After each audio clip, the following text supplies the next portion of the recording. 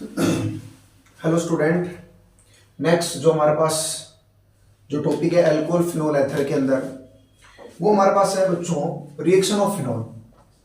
Reaction of phenol, तो हम लोग है ना फिनोल की रिएक्शन देने वाले हैं, फिनोल की रिएक्शंस देखने वाले हैं। देखो कौन कौन सी रिएक्शंस होती है। देखो जो फिनोल है एक एरोमेटिक कंपाउंड है, और मैंने क्लास में भी डिस्कस किया है ये चीज कि फिनोल एक एरोमेटिक कंपाउंड है, और जो भी हमारे पास एरोमेटिक कंपाउंड होता है वो एक रिएक्शन शो करता है जिसका नाम है इलेक्ट्रोफिलिक सब्स्टिट्यूशन रिएक्शन। मैं ये कह सकता हूं कि जो इलेक्ट्रोफिलिक सब्स्टिट्यूशन रिएक्शन होती है वो कैरेक्टरिस्टिक फीचर रिएक्शन होती है एरोमेटिक कंपाउंड की। तो ध्यान रखना, जितने में हमारे पास फिनोल हो गया, ठीक है, एनिसोल हो गया, ठीक है, हेलोरीन जो हो गया, ये जितने भी हमारे पास एरोमेटिक कंपाउंड्स हैं ये सारे इलेक्ट्रोफिलिक सब्स्टिट्यूशन रिएक्शन शो करते हैं। ठीक है, तो देखो इसमें बात करते हैं रिएक्शन ऑफ फिनोल में। जो फिनोल है वो कौन सी रिएक्शन शो करता है, ध्यान रखना, इलेक्ट्रोफिलिक सब्स्टिट्यूशन रिएक्शन। तो आप फिनोल एक हमारे पास एक एरोमेटिक कंपाउंड है, और उस एरोमेटिक कंपाउंड्स की कैरेक्टरिस्टिक फीचर रिएक्शंस होती हैं इलेक्ट्रोफिलिक सब्स्टिट्यूशन रिएक्शंस हमारे पास होती है। अब सुनना, देखो इसमें सबसे पहले इलेक्ट्रोफिलिक सब्स्टिट्यूशन रिएक्शन में हम लोग पढ़ते हैं इसमें नाइट्रेशन। बच्चों सबसे पहले हम लोग पढ़ते हैं इसमें नाइट्रेशन। नाइट्रेशन क्या पढ़ते हैं? नाइट्रेशन, बिल्कुल नाइट्रेशन मतलब फिनोल में हमें NO2 ग्रुप ऐड करना है। फिनोल में क्या करना है? NO2 ग्रुप ऐड करना है। देखो क्या होता है, देखो इस फिनोल की रिएक्शन है ना, ये मेरे पास है फिनोल, और इस फिनोल की रिएक्शन मैं करवा रहा हूं यहां पर डाइल्यूट HNO3 के साथ। बच्चों किसके साथ? डाइल्यूट HNO3 के साथ। आई बस सुनना, देखो डाइल्यूट HNO3 से हमें यहां पर एक इलेक्ट्रोफाइल बनेगा जिसका नाम है NO2 पॉजिटिव।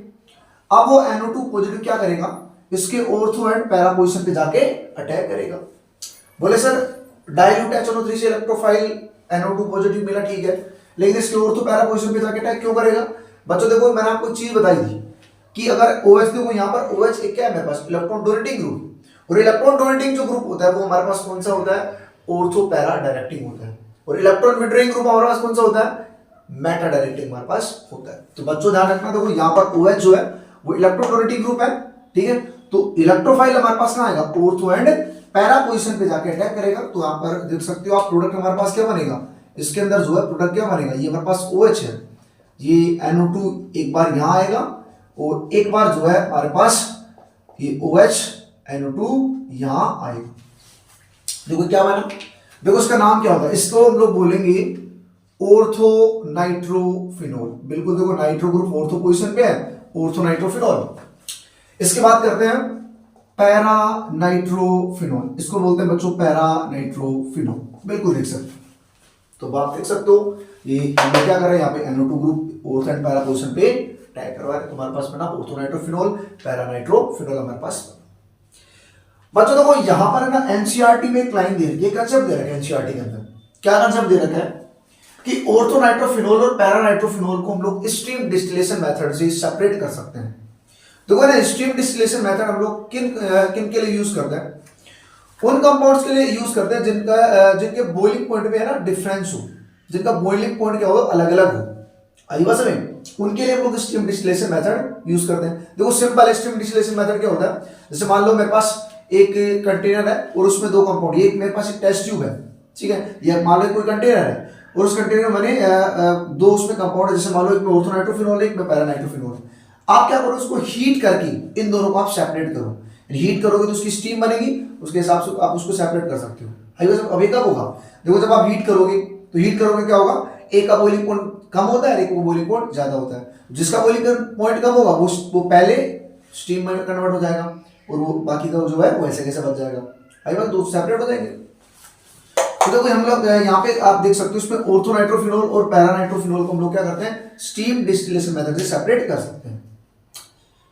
अब देखो उसमें ना एक चीज हो सको, देखो मैं यहाँ पे बना रहा हूं, देखो ये मेरे पास ये मैंने बनाया OH और N डबल बॉन्ड O, ये इस तरीके से मैंने बनाया। देखो ये मैंने बनाया और यहाँ पर होती है बॉन्डिंग, ठीक है, और ये मैंने बनाया। अगर आप बात करोगे ये आप देख सकते हो, ये मेरे पास बना, ये OH अटैच हो गया, N ये डबल बॉन्ड O इस तरीके से मेरे पास आया। नाउ ये हाइड्रोजन हो गया और ये ऑक्सीजन, और इस तरीके से आप देखोगे ये ना ऐसे मेरे पास ये इस तरीके से, ठीक है, एंड सो ये ऐसे ऐसे आ गया आगे इस तरीके से, ऐसे ऐसे मॉलिक्यूल अटैच होता है।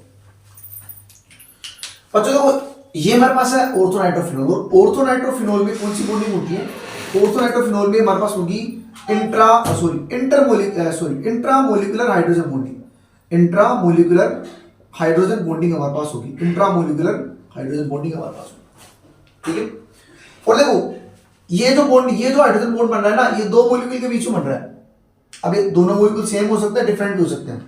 अगर हाइड्रोजन बॉन्डिंग दो मॉलिक्यूल के बीच में बने तो उसमें उसको बोलते हैं हम लोग intermolecular H bonding, intermolecular H bonding हम लोग उसको बोलते हैं, इंटरमोलिकुलर एच बॉन्डिंग हम लोग उसको बोलेंगे।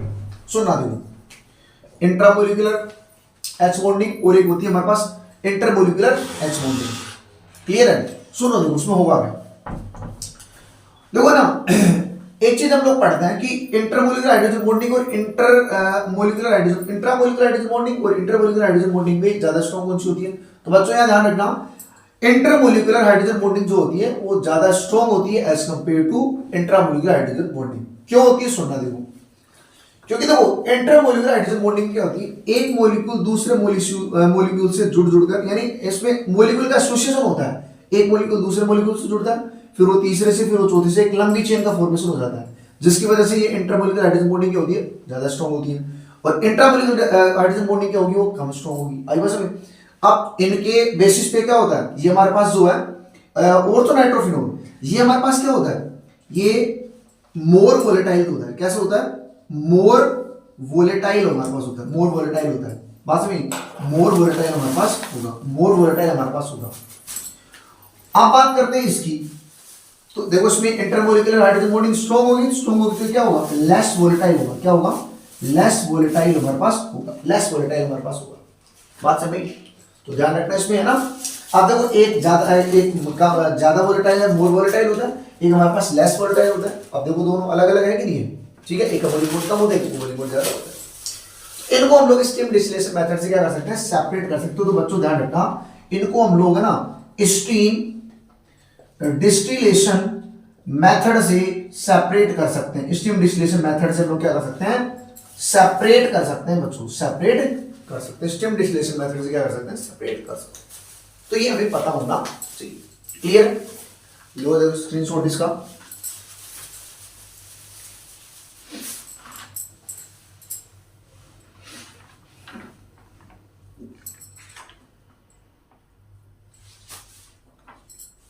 अब बच्चों देखो इसमें ना आप क्यों क्या कर रहे हैं, देखो इसमें एक कंसेप्ट हो रहा है, मैंने आपको बताया था अल्कोहल फिनोल चैप्टर जो इसमें बताया था मैंने। देखो इसमें ना ऑर्थोनाइट्रोफिनॉल और पैरानाइट्रोफिनॉल में आपको ना एसिडिक स्ट्रेंथ पूछेगा, वो पूछता है कि बताओ ऑर्थोनाइट्रोफिनॉल और पैरानाइट्रोफिनॉल में एसिडिक आपको कंपैरिजन पूछ लेगा। ठीक है, तो आप बताओ ऑर्थोनाइट्रोफिनॉल और पैरानाइट्रोफिनॉल में ज्यादा एसिडिक कौन है?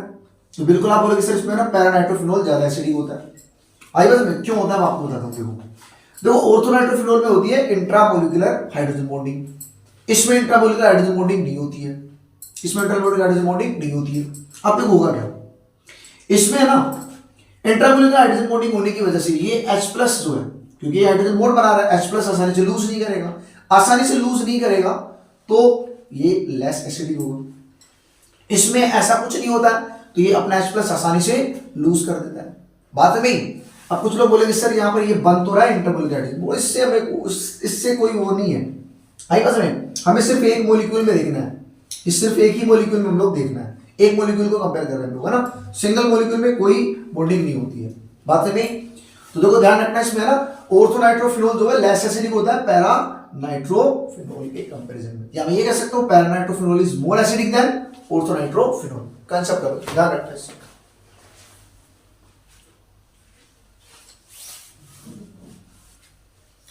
अब बच्चों देखो इसमें आपको क्या करना है, देखो सुनो, अगर मान लो इस फिनोल की रिएक्शन मैं डाइल्यूट की जगह बच्चों देखो डाइल्यूट की जगह अगर मैं कंसंट्रेट HNO3 लेता हूं, कंसंट्रेट HNO3 अगर मैं लेता हूं, देखो मेरे पास क्या बनेगा यहाँ पर, इस पे भी हमें इलेक्ट्रोफाइल जो मिलेगा वो कौन सा मिलने वाला है? NO2 मिलने वाला है सर, इलेक्ट्रोफाइल NO2 मिलेगा। सुनो देखो अगर आप कंसंट्रेट HNO3 लोगे ना, क्लियर है, तो इसमें जो प्रोडक्ट बनेगा, मतलब इसमें प्रोडक्ट जो NO2 ग्रुप है इस फिनोल के each ortho and para position पे जाके अटैक करेगा, इस फिनोल के each ortho and para position पे जाके क्या करेगा, अटैक करेगा। तो आप देखो, अगर आप कंसंट्रेट HNO3 लेते हो तो इसमें हर ऑर्थो एंड पैरा पोजीशन पे जाके ये अटैक करेगा बच्चों, अटैक करेगा, ये देख सकते हो। और बच्चों इसको हम लोग जानते हैं क्या होता है, ये हमारे पास जो बना, ये बच्चों बना हमारे पास पिक्रिक एसिड बना बच्चों, क्या बना, पिक्रिक एसिड हमारे पास बना। कौन सा बना, पिक्रिक एसिड। बच्चों ध्यान रखना, एसिड में सबसे स्ट्रॉन्गेस्ट एसिड होती है पिक्रिक एसिड, एसिड में सबसे स्ट्रॉन्ग एसिड कौन सी, पिक्रिक एसिड हमारे पास। क्लियर है, तो ध्यान रखना इसका। अच्छा देखो, इस पिक्रिक एसिड का ना आईयूपीएसी नेम क्या होगा, आईयूपीएसी नेम आप कर सकते हो बच्चों, ये पूछा हुआ एग्जाम में 1 2 3 4 5 6, 1 से क्यों स्टार्ट किया, क्योंकि यहाँ पर मेरे पास OH फंक्शनल ग्रुप है, तो नंबरिंग फंक्शनल ग्रुप से स्टार्ट करते हैं, तो ये हमारे पास हो गया। तो देखो इसका आप आईयूपीएसी नेम क्या लिखोगे, इसका हो गया 2 4 6 ट्राई नाइट्रोफिनोल, ट्राई नाइट्रोफिनोल। प्यारे बच्चों ये इसका जो है आईयूपीएसी नेम हो जाएगा, आईयूपीएसी नेम हो जाएगा। लेकिन हम लोग है ना आजकल पिक्रिक एसिड है ना ऐसे नहीं बनाते हम लोग, आजकल पिक्रिक एसिड बनाने का ये प्रोसेस नहीं है। आजकल जो हम लोग पिक्रिक एसिड बनाते हैं वो कैसे बनाते हैं, सुनना देखो, ये भी इंपॉर्टेंट है। पिक्रिक एसिड आजकल नाउ एडीज आजकल जो हम लोग पिक्रिक एसिड किस तरीके से बनाते हैं, देखो सबसे पहले क्या करते हैं हम लोग, जो फिनोल होता है ना उसकी रिएक्शन कराते हैं कंसंट्रेट H2SO4 के साथ, कंसंट्रेट H2SO4 के साथ, ठीक है। जैसे कंसंट्रेट H2SO4 के साथ हम लोग करवाते हैं, तो अब H2SO4 से हमें एक इलेक्ट्रोफाइल मिलता है, यहां से आपको एक इलेक्ट्रोफाइल मिलेगा, और उस वो इलेक्ट्रोफाइल कौन सा होता है आपके पास में, इलेक्ट्रोफाइल होता है SO3H, ठीक है। अब ये SO3H ऑर्थो और पैरा पोजीशन पे जाके अटैक करता है, एक साथ अटैक करता है, देखो ऑर्थो एंड पैरा पोजीशन पे जाके अटैक करेगा।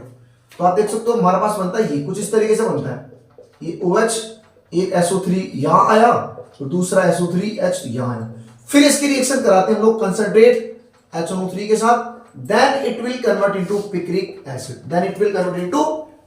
देख सकते हो NO2, ये हमारे पास हो गया NO2, ये हमारे पास हो गया NO2, तो बच्चों क्या बना, पिक्रिक एसिड हमारे पास बना, ये आप देख सकते हो क्या बना बच्चों, पिक्रिक एसिड हमारे पास बना। करो दो लो इसके स्क्रीनशॉट लो देखो इसका ना।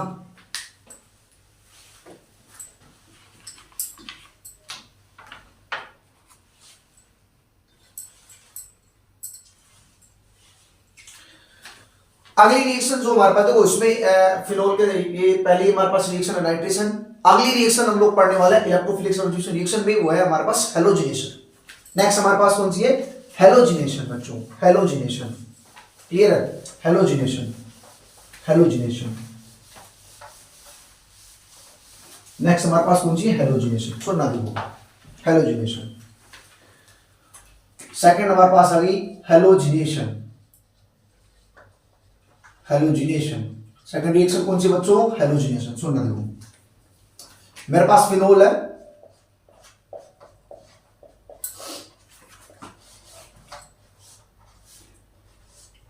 देखो बच्चों ये मेरे पास क्या है, फिनोल।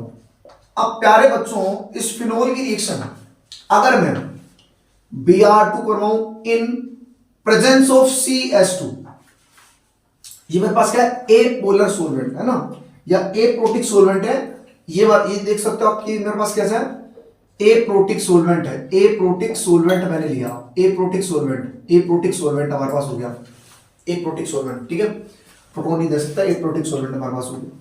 और एक बार मैं इसकी रिएक्शन कराऊंगा Br2 इन H2, ठीक है, और ये हमारे पास क्या है, H2O पोलर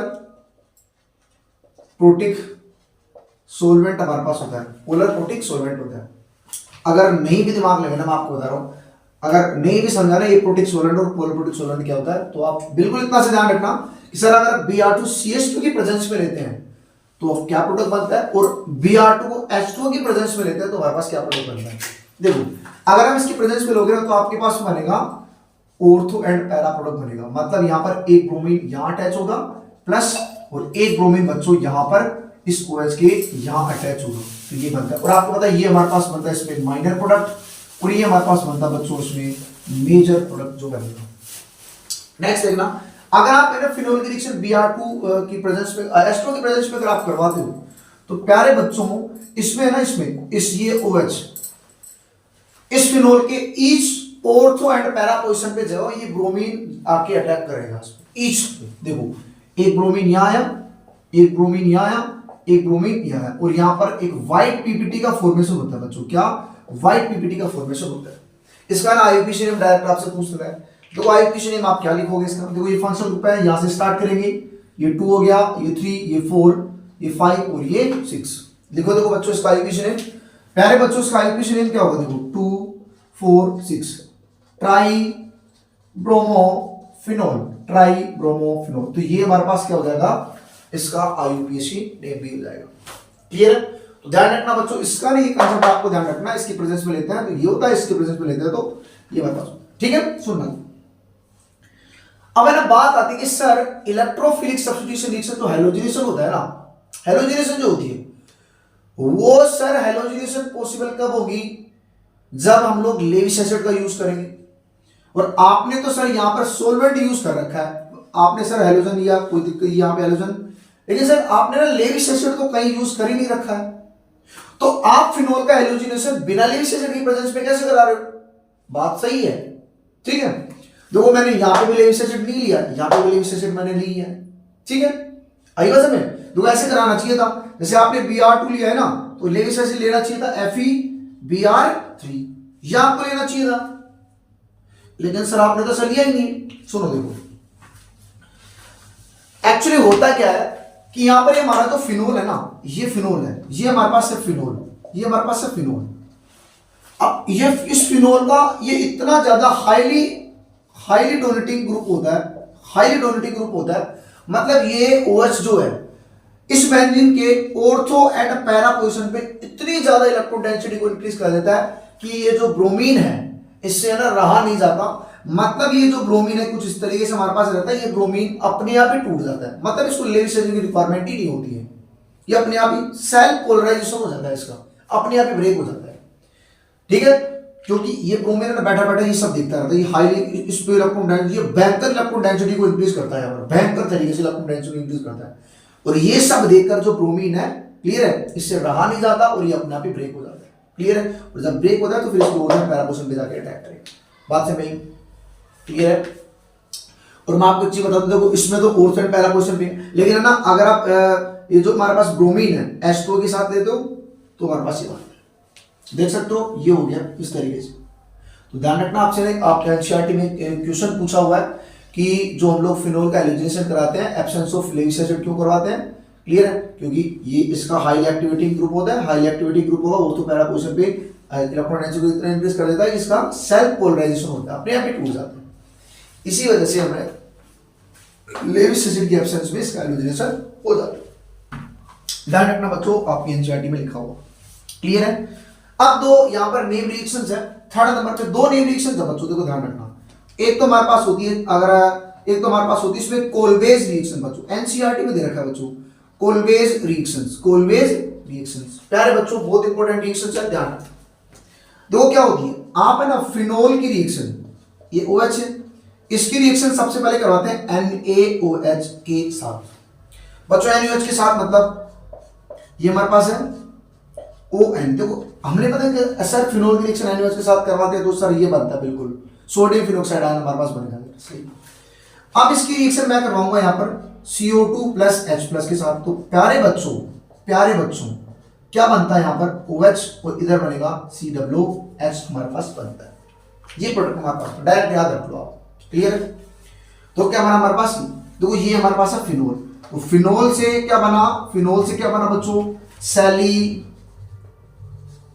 सैलिक एसिड का फॉर्मेशन हुआ बच्चों। किसका फॉर्मेशन हुआ? सैलिक एसिड का फॉर्मेशन हुआ। नेम रिएक्शन है जिसको बोलते हैं कोलवेज रिएक्शन बच्चों। उसमें फोर्थ नंबर पे हमारे पास आता है राइमर टीमान रिएक्शन,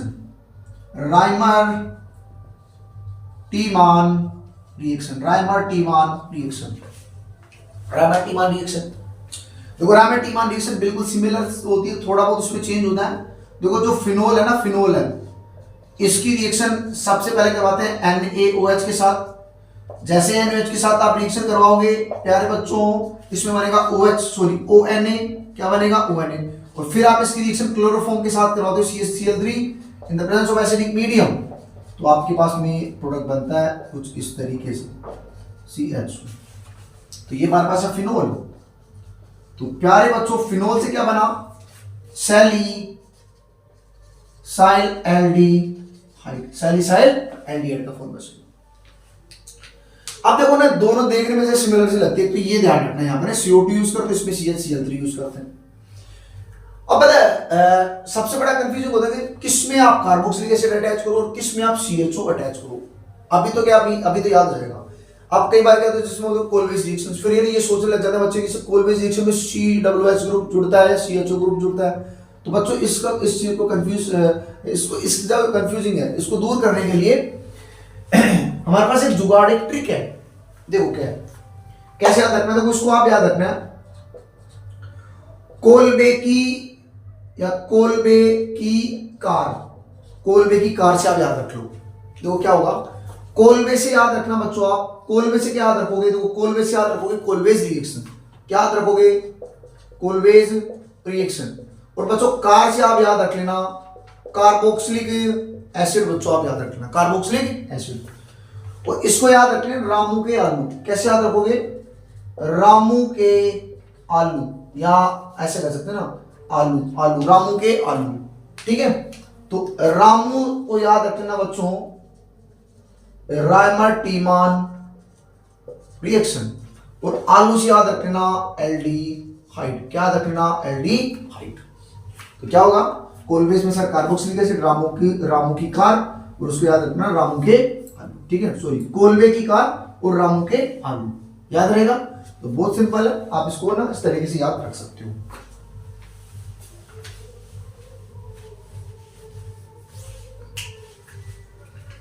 आगे देखो, उसमें ना दो हमारे पास और बचा हुआ है, ठीक है, दो इसमें रिएक्शंस और बची हुई फिनोल के लिए, दो रिएक्शंस और बची हुई।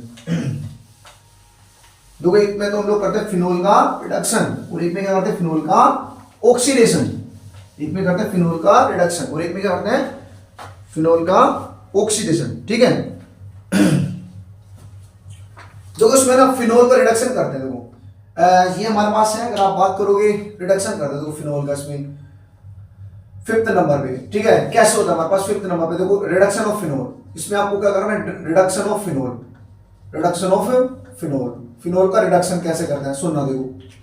देखो उसमें हमारे पास होता है फिनोल। अब इस फिनोल की रिएक्शन बच्चों, इस फिनोल की, इस OH की रिएक्शन, इस फिनोल की रिएक्शन मैं करवा रहा हूं यहां पर जिंक डस्ट के साथ, जिंक डस्ट के साथ।